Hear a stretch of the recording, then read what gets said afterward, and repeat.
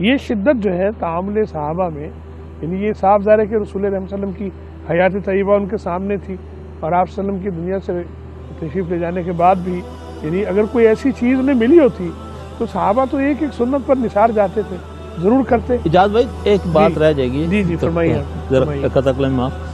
آپ مجھے یہ بتائیں کہ جیسے آپ صاحب نے فرمایا کہ اللہ فرماتے ہیں قرآن میں کہ اس کو مت چھوؤ جب تم ناپاک ہو، لا یمسہ الا المطہرون۔ ایک آدمی نے قرآنی تعویذ دے دیا، چلے جی آپ مطمئن ہو گئے نہیں جی یہ شرکیہ لفظ نہیں ہے، یہ قرآنی تعویذ ہے۔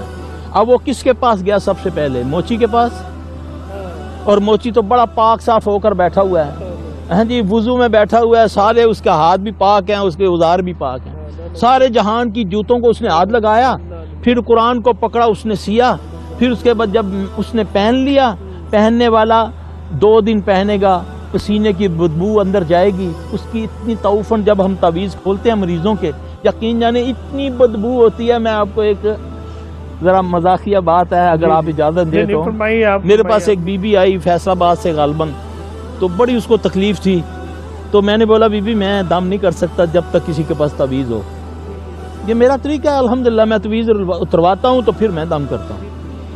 وہ بولتی نہیں یہ جو ہے نا ہمارا جدی تعویذ ہے، اتنا بڑا تعویذ آپ صاحب، تو وہ نظر ہی آ رہا تھا کہ یہ صدیوں پرانا ہے، کہ یہ انڈیا سے چلتا آ رہا ہے۔ ٹھیک۔ اچھا میں نے بولا بی بی اللہ آپ کو جزائے خیر دے، میری دلی تمنا پوری ہوگی، میں چاہتا تھا کہ کوئی جدی تعویذ ملے نا تو میں اس کو دیکھوں، تو آپ کی مہربانی، آپ مجھے اجازت دیں میں اس کو کھولوں۔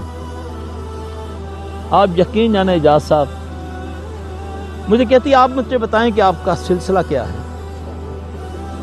میں نے بولا جی میرا سلسلہ نقش کھولی ہے۔ نقش بنتی نہیں، ہاں نقش کھولی ہے، میں نقش کھولتا ہوں۔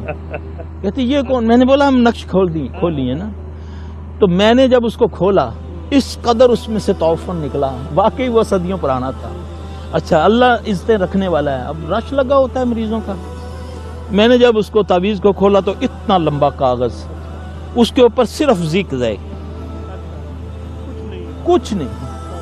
اب میں نے لوگوں کو میں نے بولا یہ دیکھ، نہ جانے کتنی قیمت اس نے، پتہ نہیں کیا آباؤ اجداد نے، قیمت کو تو آپ بھاڑ میں بھیجے نا، جو جن کا عقیدہ خراب ہوا۔ جی میں عرض کر رہا ہوں کہ قیمت کیا ادا کی گئی، اس میں ایمان بھی ہے، اس میں ایمان بھی، سب کچھ ضائع ہو گیا۔ میں نے بولا یہ، اب وہ شرمندہ ہوتی جا رہی، میں نے بولا یہ جدی تعویذ دیکھ۔